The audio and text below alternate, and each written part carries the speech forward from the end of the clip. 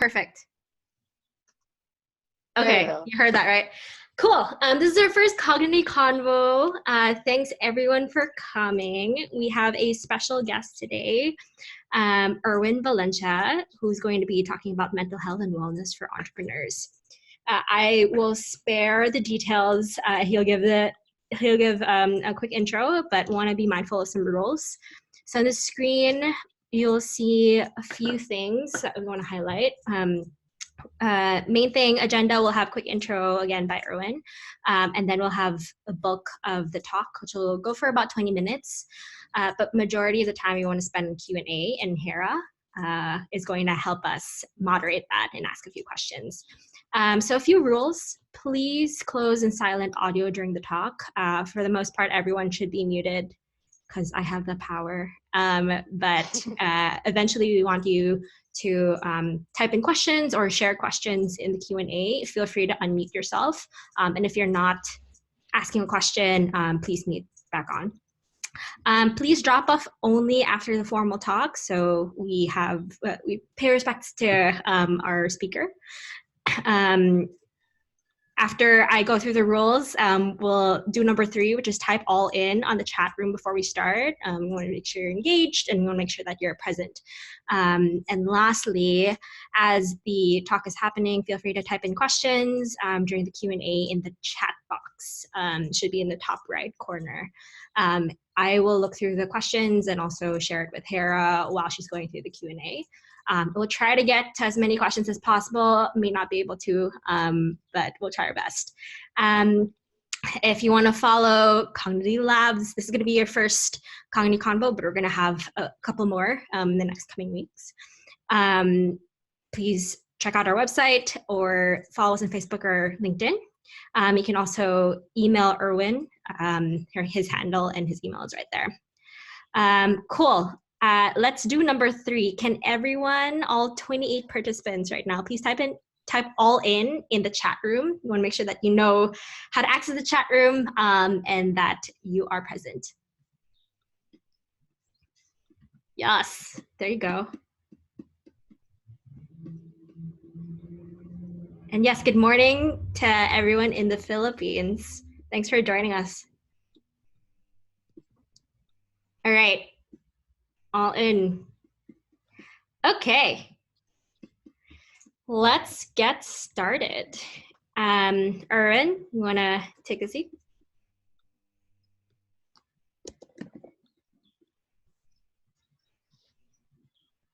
Oh, the mute. Oh, hi. There you go. There you go. Mika, do you want to talk about Cognity Labs first and talk about what's going on tonight? Oh, sure. Important for you guys to share.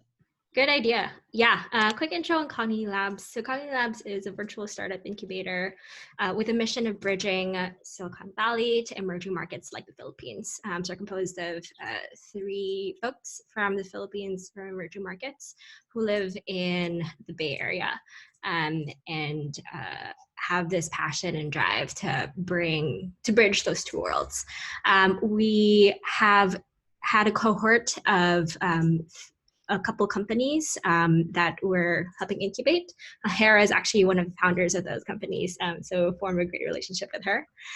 For the couple next weeks, we are hosting Cognity Convos. Again, this is the first of its kind, so we're really excited.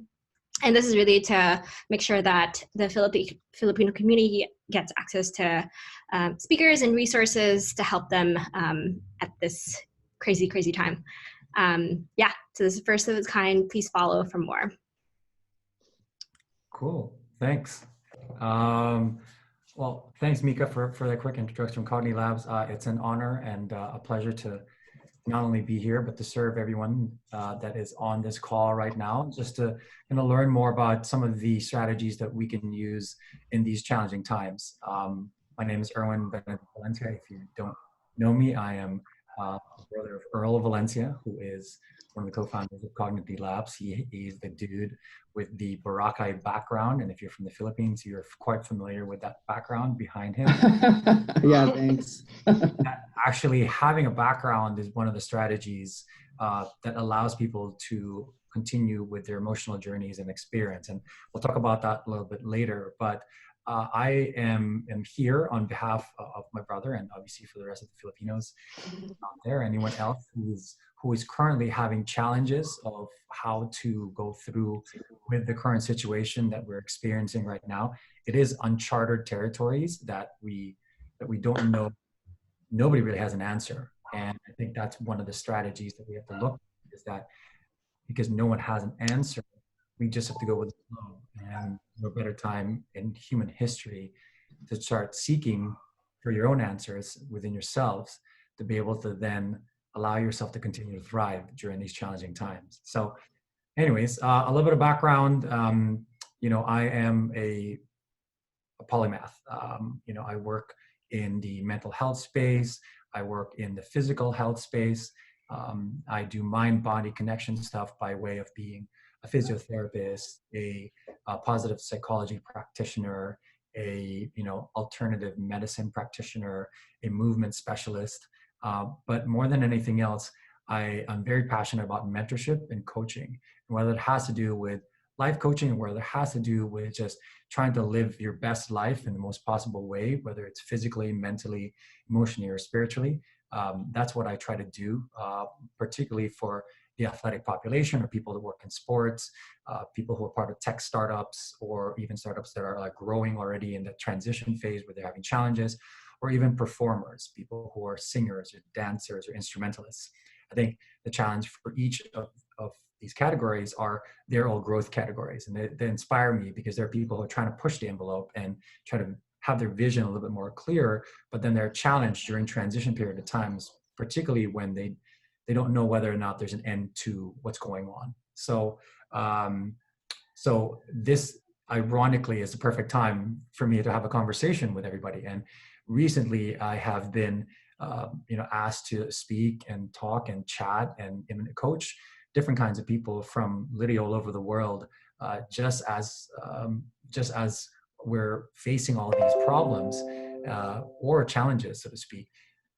This is unprecedented. So just having somebody to talk to and be accountable for what you can do and the goals you can continue to have is definitely needed. So what I'm going to talk about today and for this brief period of time is the different areas of your life that you can still continue to look at and how you continue to thrive despite the unknown, so to speak. So what I'm going to do is going to look at certain things like physical aspect, the mental aspect, the spiritual aspect, and the emotional aspect, and how some of them can tie together, or individually, what are the strategies you can do for each one.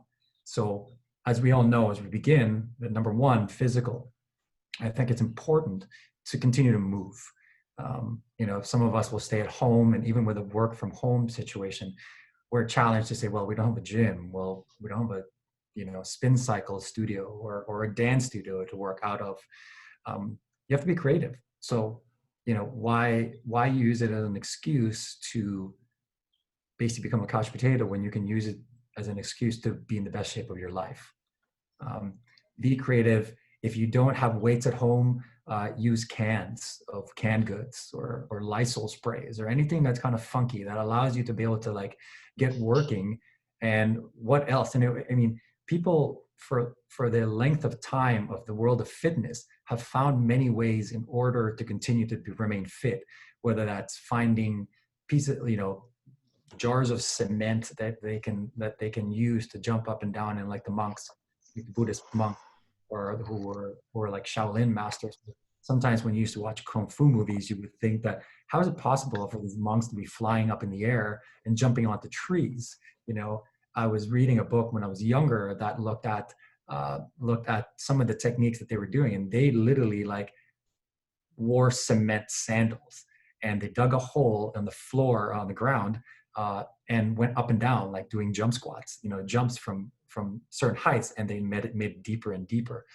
So that's just an example of just being creative and finding ways to be creative, continue your physical health, because one of the challenges, particularly in times where there is a virus, where immunity is one of the things that we need to keep, is how do we continue to boost our immunity?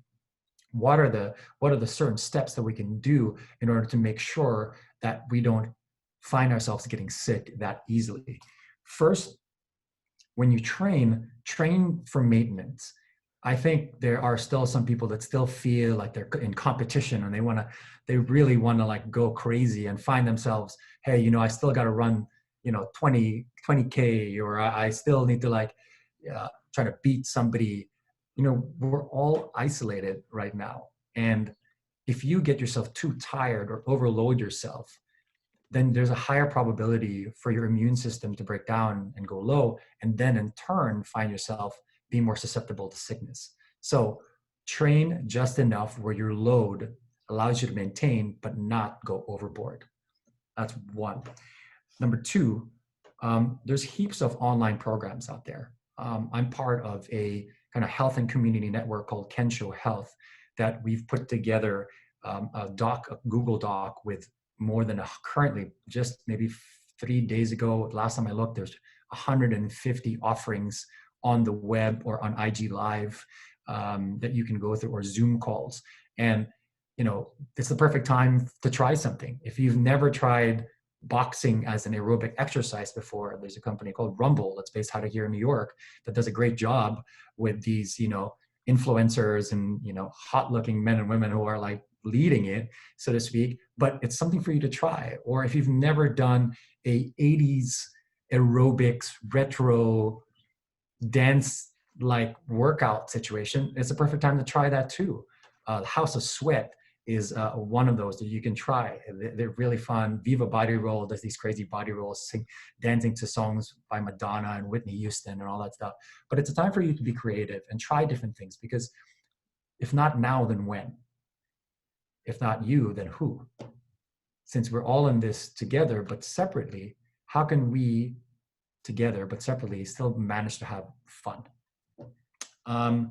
Three, if you can go outside and you don't live in a state or a country or a city that is filled with snow outside, or even if it's filled with snow outside, but if there's sunshine out there, take a walk. If you can take a walk. There's obviously some parts of the country that don't even allow you to leave your house, which is a bit of a challenge. So what can you do in order to still continue to maintain? Go outside, make sure you get some sunshine, walk around. If you have a swimming pool, use your swimming pool. If you don't, create almost an obstacle course for yourself, where you find yourself have to go up and down and around, where you have to use every position of your body to go through these obstacle courses. And by doing that, it allows still multiple parts of your body to still be maintained, and also having your brain be working at the same time. So this movement itself is not just a physical situation, but also a mental situation. There's a neuroscientist named John Ratty, who was one of the first people to study the brain-body connection as it relates to, does physical health is it actually really good for mental health? And the answer is yes. And multiple studies since have demonstrated that. So movement is not only good for your body, but also for your mental health. So make sure that you find yourself doing that, if you can find a way to do that.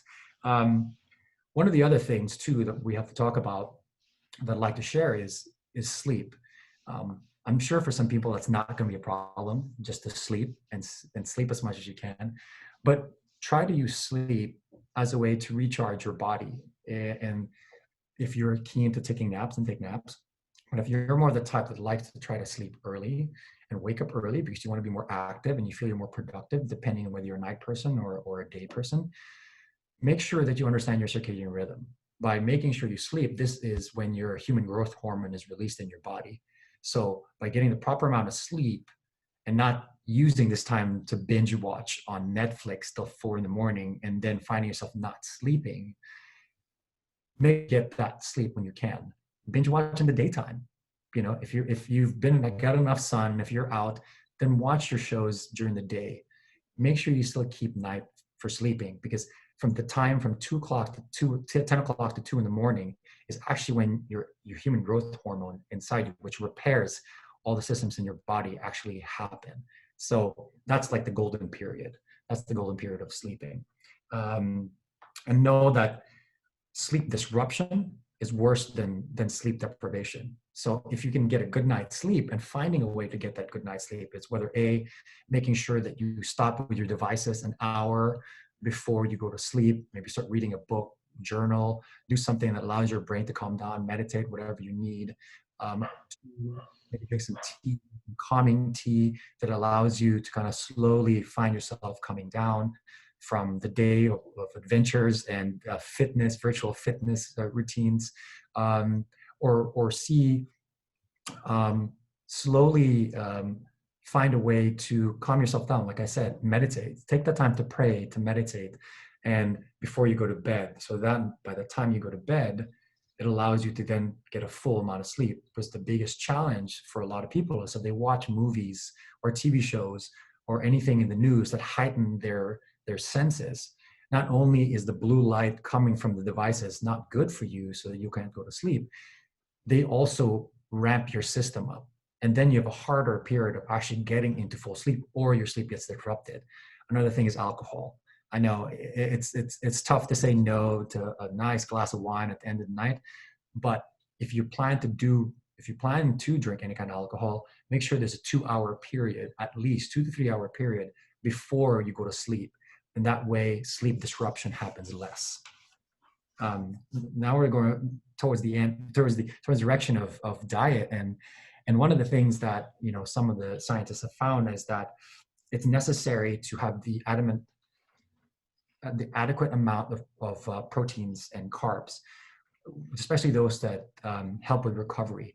So if you get the chance to get fresh vegetables, good proteins, and just the right amount of carbs that allow you to just have energy, it's definitely a better direction than canned goods. Yes, we all need canned goods because those are the things that will last forever. But ironically, when you go to supermarkets nowadays, the ones that are most available are actually fresh vegetables and fruits. I think there's a stigma that's happening in the world today where people think that just because it lasts, that's what we're going to eat every day.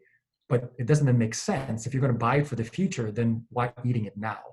When you can in fact go to the grocery or the market and get yourself some vegetables and fruits, if you can still do that, and eat those for the week and every day, that allows you to get the vitamins and minerals to allow you for better recovery, to boost your immune system, and allow for that stress hormone to kind of go down.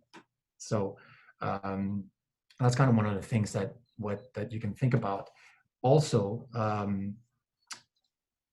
things like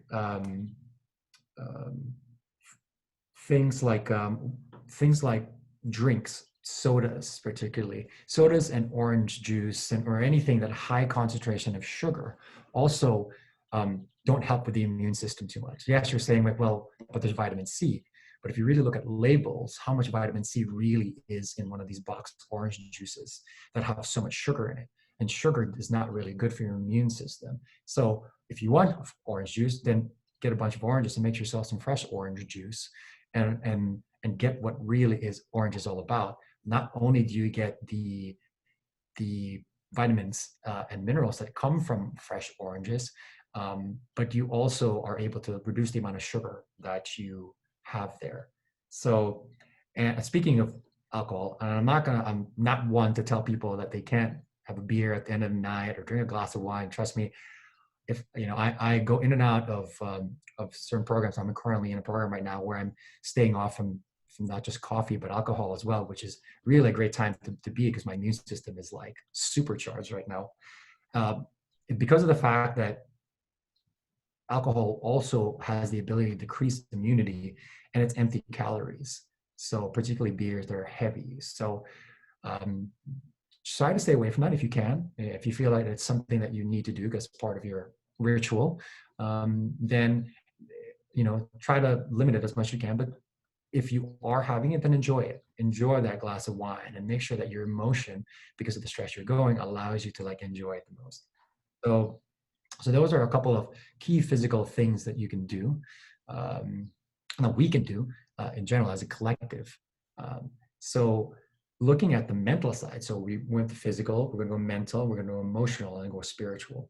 So on the mental side of things, one easy way to continue to make sure that you don't go down the rabbit hole during these interesting times is to transform the way you think about things.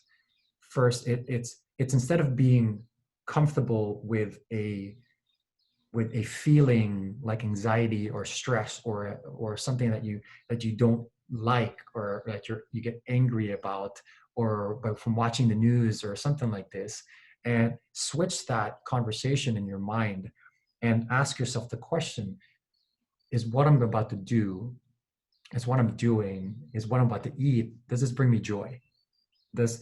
And if it doesn't, find a way to change that thought process into something that has a positive thought. So say, for example, one of the challenges with everyone, with social distancing, is loneliness. And that's because we're all alone, having to be isolated in our own homes. But you're giving power to that negative thought when every time you talk to somebody, yeah, how's isolation doing? Or like, how are you feeling during isolation? Every time somebody says that, something, you tell somebody that negative connotation continues to build up. And as it builds up, more and more and more, you're going to tell yourself, oh man, I think I'm lonely. How do you flip that switch? By finding a word that defines that same exact situation, but yes, has power and then positive thought. And that word would be solitude. So instead of saying I'm in isolation, I'm in solitude. Solitude is what monks go through as they go through their journey in an ashram. Solitude is when somebody wants to go a walkabout. An Australian leaves Australia right after high school and says, you know what, I'm going to go on a walkabout. And that's time for solitude for that person to learn, to be who they want to be, to learn and reflect. And given this time, it gives you the power to say something that feels that it's negative into a positive thought. So just think about that mind shift. That's definitely going to help how you go about your day. Also, ironically, the simple act of having a smile in your face, or having cheerfulness and being cheerful and just literally doing this, actually helps with immunity. Sarah Pressman, who's a clinical psychologist that deals with the study of cheerfulness, actually looked at this and studied people just by simply putting chopsticks in their mouth like this. And they looked at the difference with people's health just from looking at how they put their mouth in a certain shape. And what she's seen is that those who actually have a cheerful predilection have a higher ability to have better health, and in turn, obviously better immunity. And what do we all need right now is better immunity. So cheerfulness, and not necessarily a positive attitude, is literally cheerfulness and being smiley face, allows for your brain and your body to actually have a better immune system. And science proves it. So it's something interesting to think about. So try to get away from being pessimistic at this period of time. Another thing that you can go through is use this period of time to set goals. Mentally, being in a space where you've never been before, or being a space where you don't know what's about to happen, we kind of get lost in this world. We don't know what's going to happen. We don't know whether money's going to run out. We don't know whether or not your business is going to take off because we just started it, But if you set goals, and not too lofty goals, you can look at that at the bigger picture. But by setting goals for your day, even simply about having your day, you then in turn create routines. And the routines will generally give you a better affect, and then in turn allow for more positive emotions to come through, and then in turn allow for the manifestation of the possibilities that will happen as things get better in this world. And the key there is to make, especially this period of time, make those goals attainable. Don't make it too lofty. By simply waking up in the morning and saying, look, I need to take a deep breath. Just wake up in the morning and take one good deep breath. And wake up and say, all right, we're ready to start our day. Just by doing that as part of a ritual allows you to already begin the process of setting a goal. Saying, okay, my goal is to take one deep breath a day. And that then snowballs to another goal and another goal. And all these small goals will then funnel into a bigger goal, because short-term goals allow you to have a better long-term goal coefficient, so to speak. So that's something to kind of think about, especially during this time of change. And just like I talked about with goals, another thing that needs to be part of the component mentally is ritual. So ritual or routine for somebody who's so used to having a routine, and then now they're lost because they've never been in this situation before, creates such mental stress and anxiety for so many people. So what do? You find a way to create the routine, even if it's, waking up in the morning, starting with a journal, or starting with a meditation, or starting with a prayer, and then doing a workout. And then after a workout, maybe getting some work done, starting with maybe looking at emails or looking at social first, but making sure you have that schedule, even if it feels like you're not doing anything when you're home. But for those, obviously, tech entrepreneurs and startup guys and digital nomads out there, this is something they've done. I've experienced this before, in a sense, this whole feeling of just being at home or being in a coffee shop and working from that coffee shop. This was a life I led for about 2 years. And I understood that the importance of ritual and routine allows you to not only fulfill the goals that you made in order to create this bigger goal or get this bigger goal, but also allows you to feel better, because the challenge that we humans have is we want control of everything. And if we don't have control, we go haywire. So the easiest thing to do is create things that are achievable, but in periods of time. So that then allows you to then refocus different things. And make sure you spend time for family, and make sure you put time for social if you need to. Make sure you book time for Netflix. It's all good. But having that ritual allows you to know the difference between what day it is and what week it is. Next, I'm gonna hit up emotional and spiritual.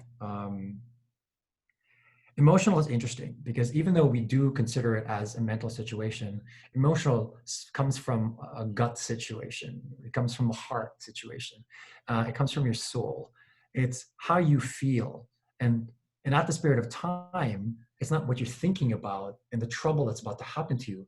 It's how your gut's feeling. It's that nausea you're feeling. You're like, what's my life going to be like? Being inside, do I have enough toilet paper?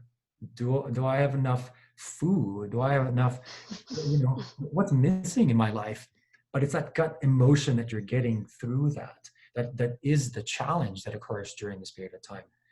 The key for that is to listen to it, to be okay with that emotion. If you're sad and you're crying, it's like, oh, I'm so frustrated, I'm so sad, feel it. It's okay. We're human beings. If we weren't emotional, then we would not be human. But the challenge there, or the challenge I have for everyone here, is that use that emotion and empower yourself. If you feel sad because of the fact of what you're feeling about, let's say, for example, not having enough toilet paper, and then ask yourself, okay, how can I relieve this stress that I'm feeling? What are other ways I can be creative so that if I don't have toilet paper, I can still wash my butt, And I was lucky because I grew up in the Philippines when we were used to having a pail, and the amount of toilet paper you just need was so minimal because you already washed it from the beginning. So that's one of the key things that you do. But then by you do that, not only emotionally, not only is your brain happy because you became creative with something you can do that you've never thought you'd be able to do before. Now your heart feels happy because you found a way that, man, I'm actually pretty smart. I didn't even know that I could be that smart. That's pretty cool, and allows you to then have that emotional strength, in a sense, for you then to be able to tackle something else, especially if you get down. Just like I mentioned earlier, my brother here has a background of Boracay. A lot of travel has been suspended. And this has been the challenge, obviously, at this period of time, that so many of us have planned vacations. I was supposed to go back home to the Philippines and try to hit up Siargao and go surfing. Unfortunately, these things can't happen right now. So what do I do? Especially since I feel bad. Create experiences for yourself that are still memorable, or share them with the community. What my brother's doing exactly. If you can't go to Boracay right now, then bring Boracay to you. Put it in the background, I don't know if you've seen these videos. I know one of them is by a Pinoy dude that initially it shows the video of him of the beach, and then as it pans out, he's lathering his legs, he's lathering his like shoulders, and it turns out he's at home. Make these experiences still memorable. You know, I saw a great video by a good friend of one of my best friends, is a guy named Jay Shetty, and he posted a video about an older couple who missed their opportunity to go and be on a cruise. My parents, you know, they had 3 cruises planned this year, and they unfortunately had to cancel. So what is a way they can still enjoy a cruise from the comforts of their own home in solitude? Well, why don't you put a video up in your TV of the view of what it would be like by connecting just connect your computer to this view of what it looks like on the balcony of a cruise ship, and set up chairs, set up your pina coladas, set up your glasses and your hat, and sit right there and just experience it together, because this is a memory that's still created by sharing this memory with somebody else. And this is something you can look back to. Hey, remember the time COVID was around and we had to create our own cruise at home? You'll never forget that. You know, it's an experience that you'll always have in the back of your head and on IG if you decide to put it on there. Second, another way to like calm your soul is to know that ask yourself, hey, we've been here before. The world has been in a place where a pandemic has occurred and stopped the world.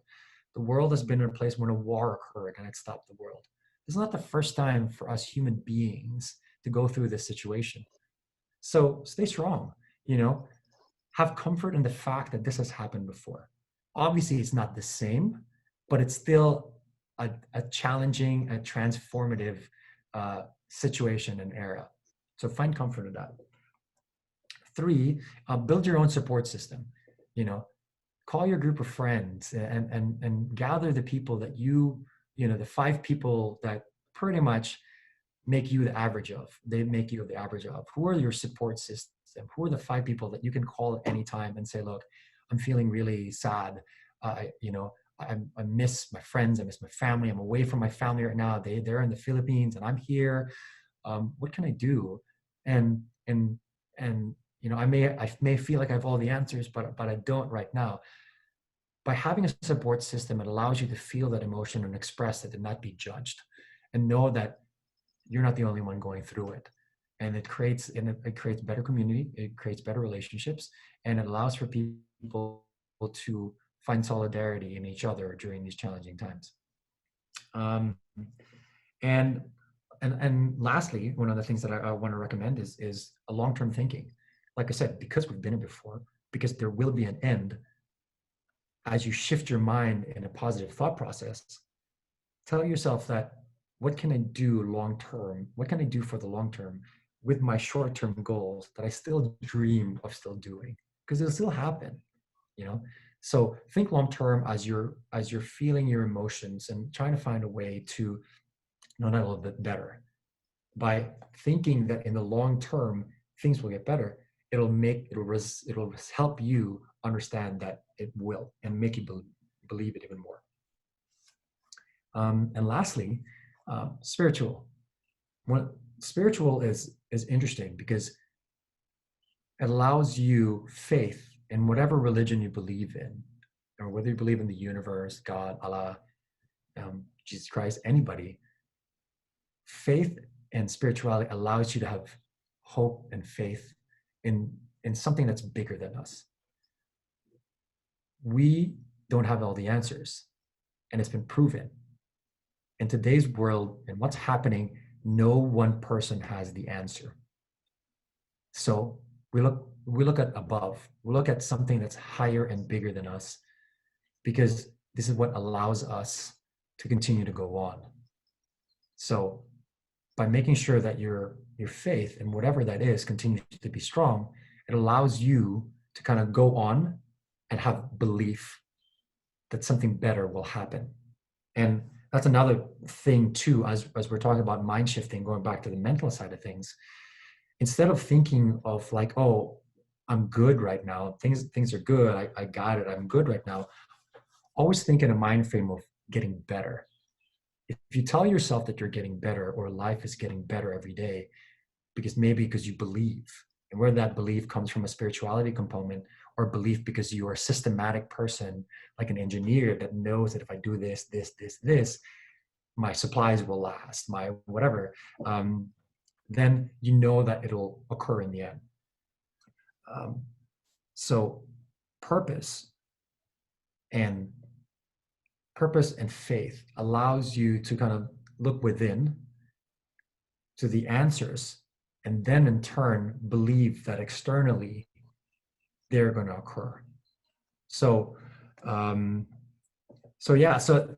are kind of just some little things, and whether or not spirituality also just means simply sitting still and meditating, and meditating is also one of the things you can do. So what I like to do all the time is trying to think of the 4 different angles, because those comprise ultimately well-being. And the goal for each person in this world anyways is not necessarily happiness, but it's being well, or living a life that's well lived. Happiness is something that can be fleeted. In positive psychology, we talk about the fact that happiness is merely a positive emotion out of the 5 different categories of what well-being means, because happiness could literally just jump up and jump down, and it's temporary. But feeling well and living a life that's well lived lasts for a longer period of time. So your goal at any period of time, particularly during times of transition or times of challenges and transformation like this, your goal should always be, how can I continue to feel well? How can I continue to have well-being, mentally, physically, emotionally, and spiritually? And if you get all of that, I think you have the ability to survive whatever we're facing or whatever you have to face in the future.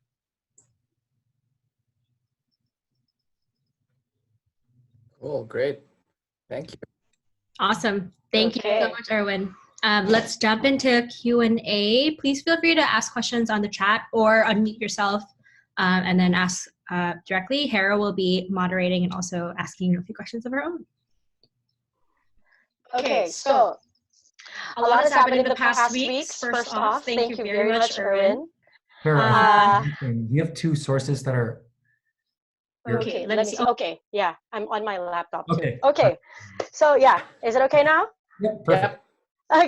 Okay, once again, thank you, Erwin. I was actually figuring out what to ask you, because the entire time we were talking, I was like, okay, these are all answering my questions already. So I'm going to try to dissect my questions even further. And of course, we definitely welcome more questions in the chat group. So a lot has happened the past few days, right? A lot of us have to put our lives on hold. I like to tell my friends that I feel my life is a video game right now, because it's like God is telling me, okay, do everything, once again, knowing what you know now, but wait, there's more. I'm going to send you a pandemic. So like, it's crazy. I'm like, okay, Lord, this is amazing. But wait, there's more. Right. So I told Earl earlier that the best word I could describe this space, it's just fascinating. I can't choose any other word aside from it. So yeah, I mean, we're here right now to recognize the fact that while there's a sense of calm brought by the isolation, there's a lot of fear, anxiety, and while it's a cause of difficulty, it's also a very important opportunity for resilience. So yes, let's go to our first question. Earlier, my first question was supposed to be, how do you deal with anxiety as an entrepreneur? But it seems like your entire talk is really an answer to that question. So I want to dig deeper into that topic. And I'd like to start by sharing a belief that I have about things. I feel like the biggest lessons are actually the smallest, and they're the biggest because they're too subtle. You don't notice that they're actually important lessons. Case in point, washing your hands. I've never washed my hands this much my entire life.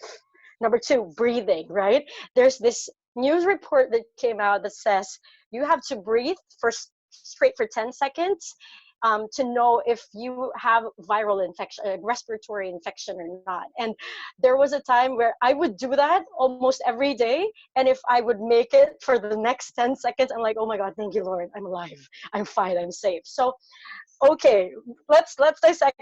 Let's go to the questions. What's the question here? Okay, this is the question. So the question is, it's an incredible time for us to be present. And while we notice triggers, there's a big possibility that we don't notice anxiety when they manifest. Like, for example, the fact that we are buying all the toilet paper in the supermarket is a very big sign of it. Or the fact that we're binging on Netflix and being apathetic, it may manifest as apathy, or panic buying. So what is your opinion on it? Or what, if you could share subtle signs of it as they manifest, so we could use it as an opportunity to be more mindful as they come and be more kinder to ourselves? So I want to make sure I hear the question correctly. Is you're asking if what are some of the strategies that we can use as anxiety is about to come into our lives? Is that? Yes. Yes, but also before that, I'd like to know if you could also share to us examples of subtle signs of anxiety, like when they manifest and people don't notice it, so that we could be more present to how to like as we go through our day, and be more kinder when it does, because it's very easy for entrepreneurs to be hard on themselves because we like to be in control of things. So yes. So if so, I'm gonna make sure I phrase the question correctly. Is so you're asking what are some of the, are you talking about some of the emotions that are felt? Are you talking about the strategies, what to do when these emotions are felt? So number one, I like to ask if this is more based on your experience. What do you see as signs of anxiety that normally people don't notice? And then Okay. secondly, how can we be kinder to ourselves Okay. when this happens? Perfect. Okay. So what are signs of anxiety when you start experiencing it? And two, how can we be kinder to ourselves as a strategy to the anxiety that you're feeling? Is that, Mhm. I just want to make sure I hear you Yes. properly so I can answer the question properly. Thank you. Well, anxiety comes in many different forms. I think for some people, it is merely it could be merely anywhere from a gut feel to something they're feeling at the base of their gut as an emotion. For some people, it could manifest in a physical manner, whether that's heart palpitations, whether that's shaking of their hands, whether that's an obscene amount of sweating, or maybe for some people even having ringing in the ears, or just sometimes maybe jumping off their leg out of nowhere. So there's many different signs that can be subtle, but a lot of it, and more often than not, anxiety begins with these little things that occur that either A, are predisposed from previous trauma that you've had since you were younger and they slowly start coming out, or B, they find themselves from a situation that maybe you're tackling in an experience that you couldn't get out of. So you're going back to things often and not.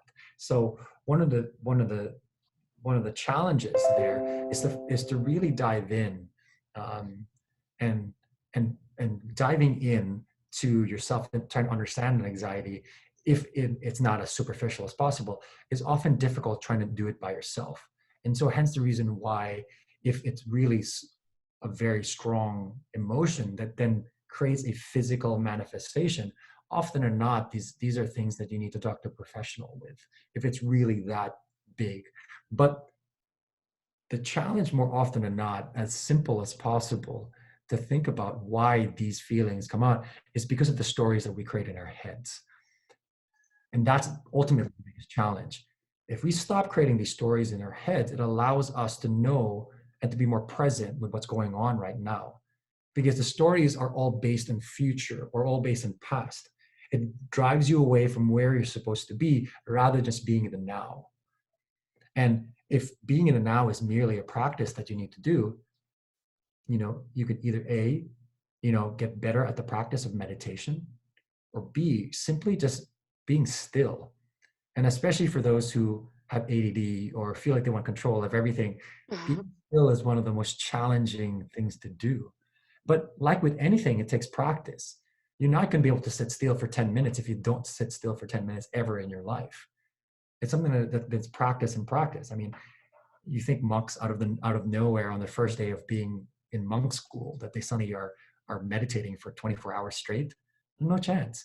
Things are built up, and anyone that has a practice of understanding what mindfulness and meditation is takes a long period of time. You know, I've started meditating and learning mindfulness when I was 13 years old. So it was one of those things for me that it took such a long period of time to know where I am. So I'm at the point in my life right now that I can stop myself when an emotion is about to happen and pause and take that breath and say, okay, do I react or do I respond?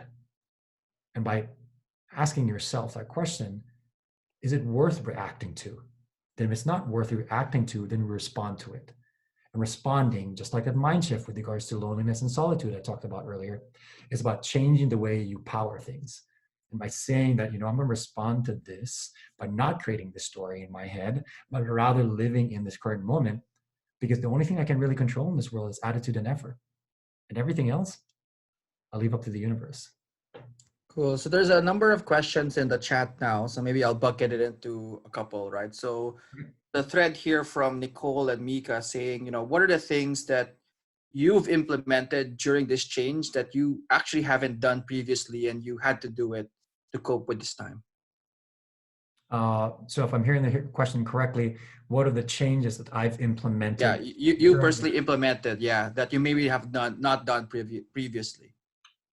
One of the things that I've implemented is being full on with my physical fitness program. I think many of us use the excuse of, and I say excuse in proper words, use the excuse of being busy as not to get truly fit in your best version of yourself. Because of the grueling schedule I currently work with the sports team that I work at, we don't know what time we go home to bed, and we still have to wake up early. So there's a risk reward, and I ask myself, what's more worth it to me? Would I rather sleep, or would I rather work out in the morning?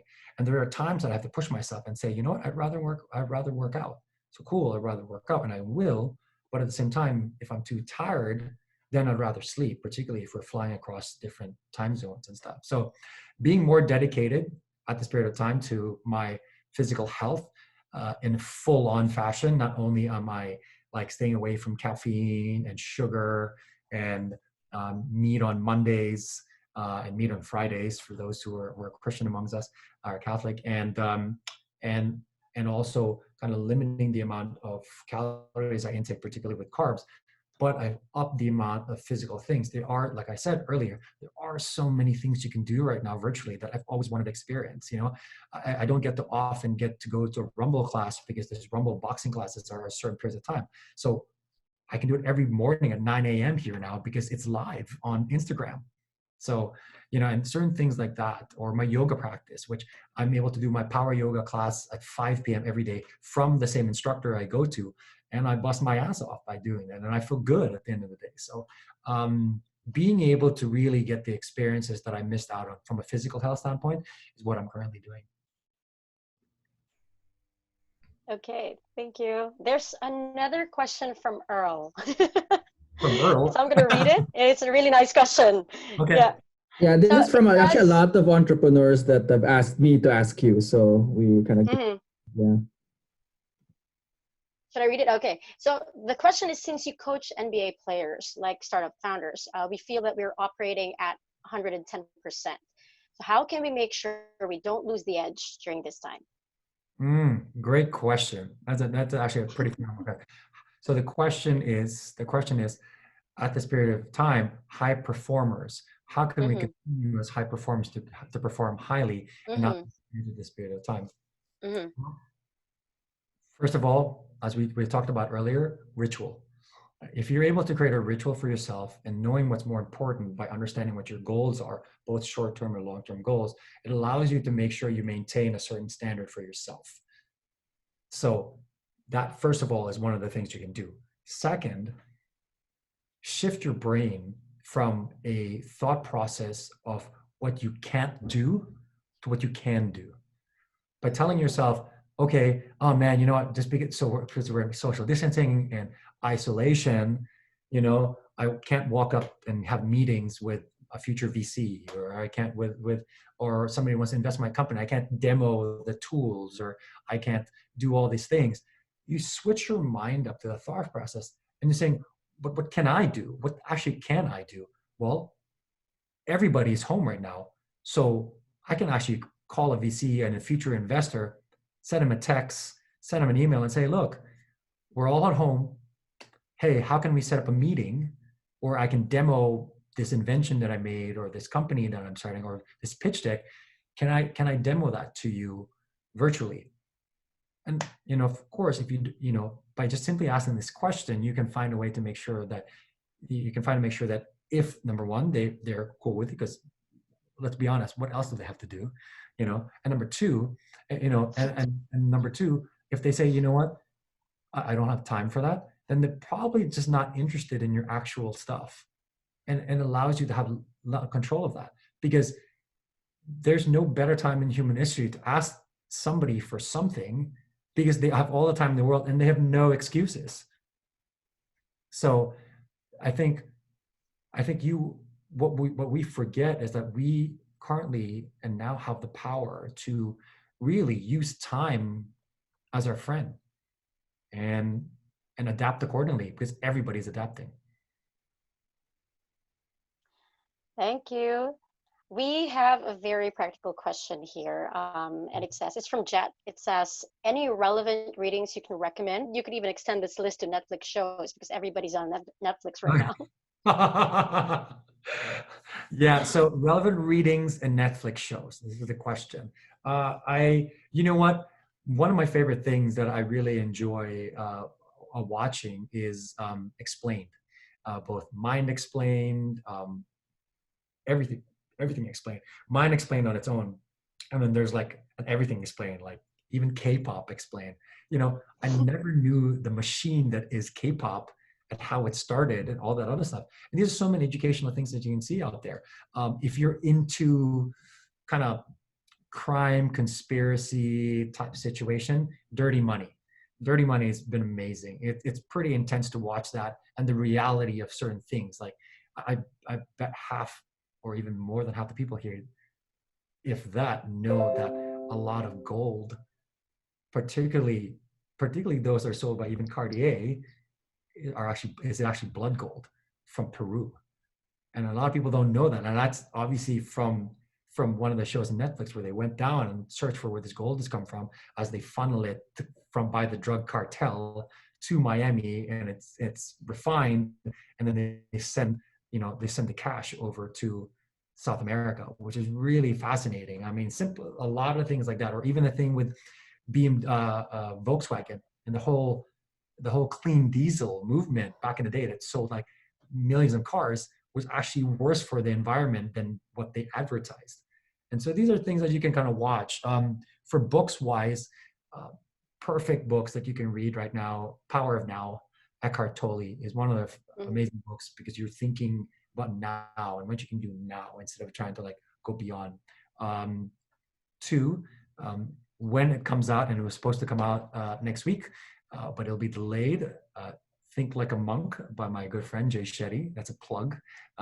If you guys want to know about how he looks at things, a guy that was a monk, and then from a monk now is a social media superstar in a sense. And then books like Dale Carnegie's books, and how to 7 Effective Habits of Influential People, and type of stuff like that. I think anything from the personal growth standpoint, Being Superhuman, also by Dr. Joe Dispenza. So anything that allows you to grow in the aspect where you feel that you are missing or lacking in a sense, or feel like you just want to know more about, this is the perfect time to do it. If not now, then when? Just one note, you mentioned Explained. Last night I watched the Explained for Pandemics, or the new pandemic. Oh, from Pandemics. Oh, cool. Yeah. So actually, very real. There's a Netflix show called Pandemic that was actually released before all of this was happening. So kind of weird. If you're a conspiracy theorist, you're like, did Netflix know this is about to happen? This is so All right, we're having a lot of, we're receiving a lot of recommendations as well. We should somehow consider starting a book club anytime soon. There's a question about podcasts, by the way. In the interest of time, maybe you could share to us your top one podcasts as well. Well, once again, there's a bias that I have with my favorite podcast is On Purpose with Jay Shetty. So Thank you. that and Tim Ferriss. Tim Ferriss's podcast. Of course. Really cool. So as you can tell, those who I admire are also people who are actually my friends or people that I spend time with or are inspired by. Gary Vee, Jay, Lewis House. We kind of roll in the same circles, ironically, but we also have our different angles of how we look at things, and they have podcasts because that's what they do. So so I like to listen to those because I feel like I'm them as they interview people. So. Perfect. Thank you. Okay, another one very practical question. It says, it's from Dayong. Since we're all staying at home, what is the best menu plan for a day for a family to avoid the junk? Basically, also to avoid unnecessary cravings, unhealthy cravings. So the question from Dayong, what's up, dude? What's a good meal plan? Yeah. That you can look at. Like I said earlier, as regards to the physical health, a lot of the research, and I was in a panel in a Zoom call last week with a lot of people from around the world in the nutrition space. Some that work with astronauts, some work with a lot of soccer teams around the world, and also some obviously with the NBA and Major League Baseball. And what because we wanted to make sure that all our athletes were still at the top shape or as close to top shape as they could be, as Hera, you're talking about trying to not miss the edge. Number one, what we looked at, and the most important thing at this period of time, is get foods that allow for your immune system to continue to be boosted.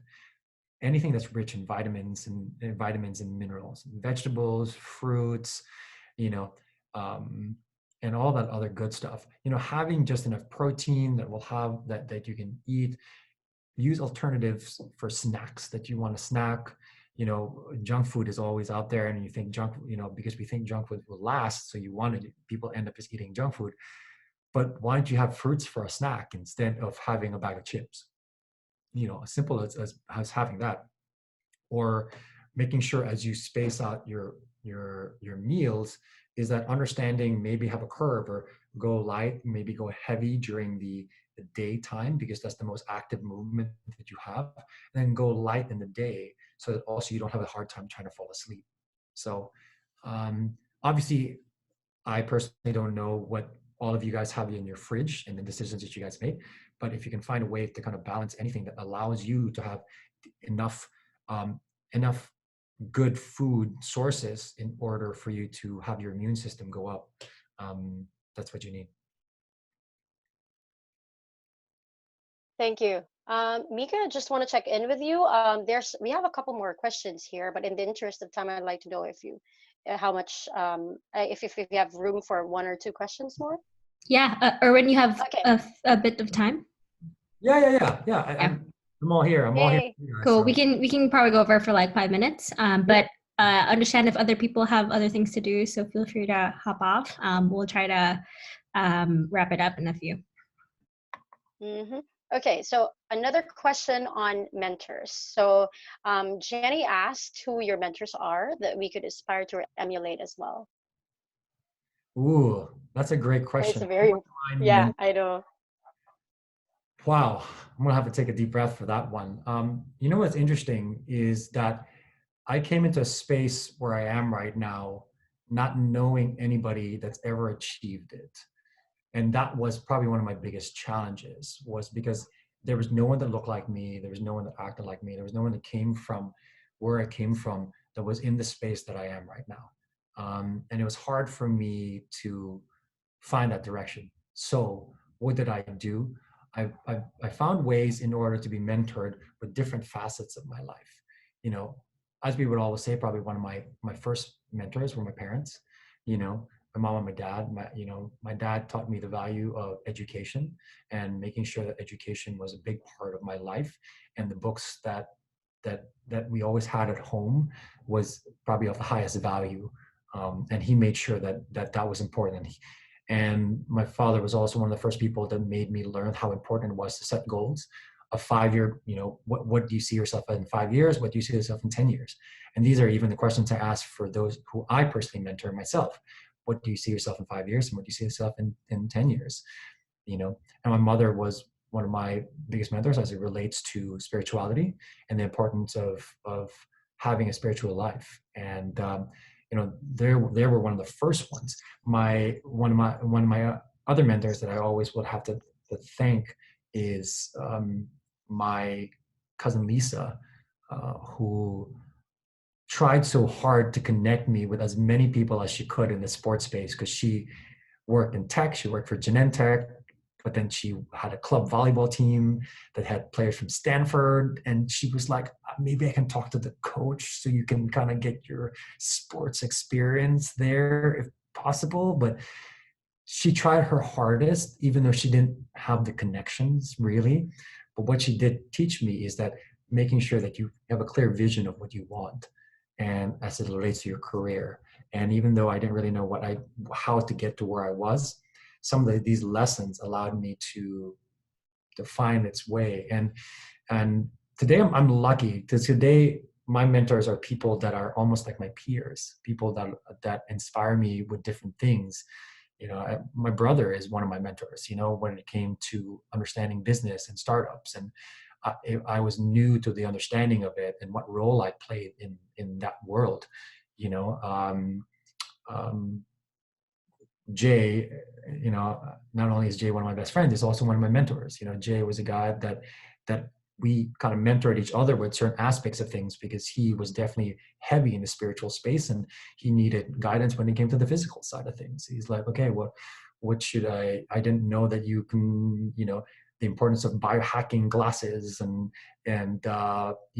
certain devices and things that you can use technologically that you can still get you to flow state or optimization and from the physical space. And so these are the things that we exchange. Meanwhile, he helped me in understanding a lot more about the Buddhist practice, or this practice of spirituality, and the deepening of the understanding of how you can go from a situation as deep as that and then going into something completely different but with the same message. And I'm sure I'm missing on a couple of people that I probably will consider as my mentors, but for now, I think that's a good bit for. Thank you. Okay, another quick one. It's a very important period to face our fears and restore our faith.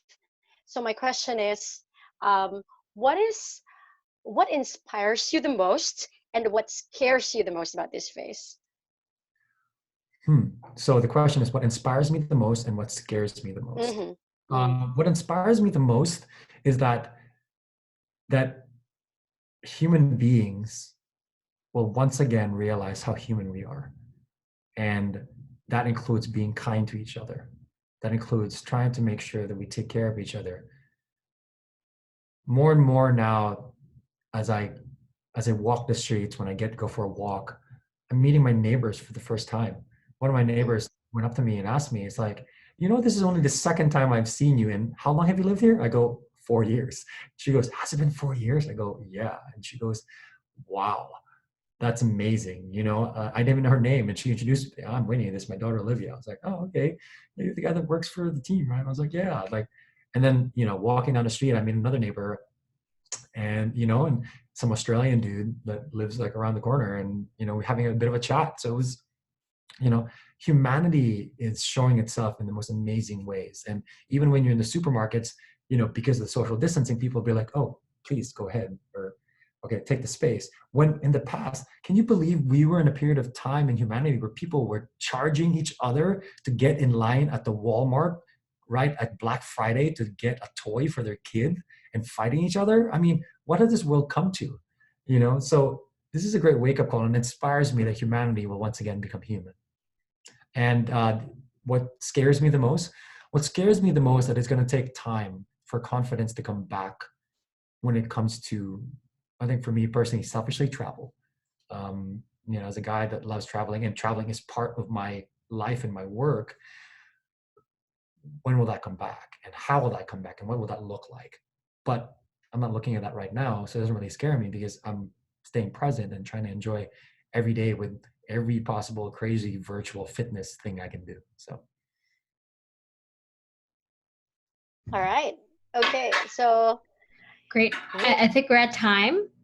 Thank you, Erwin. Thank you, Hera, for moderating. Thank you. Thank you, Erwin. Thank you, everyone.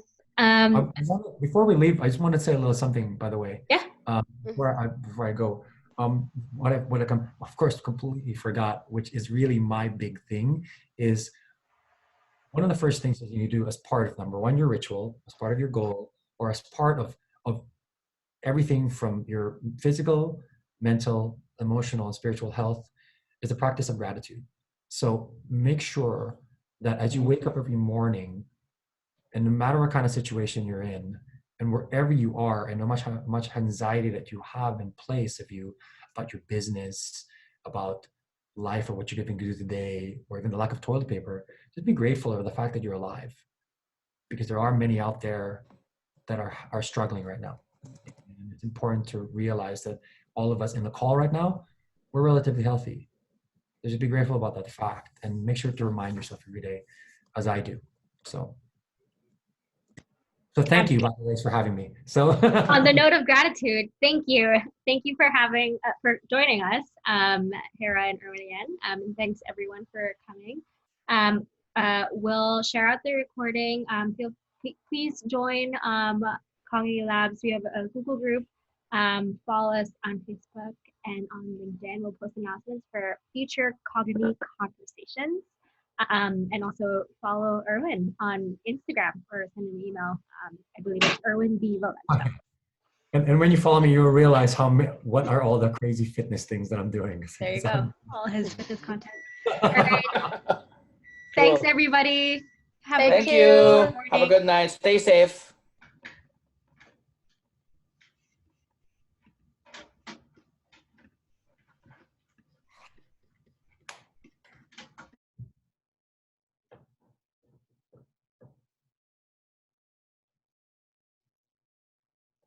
Thanks, Mom and Dad, by the way, for watching.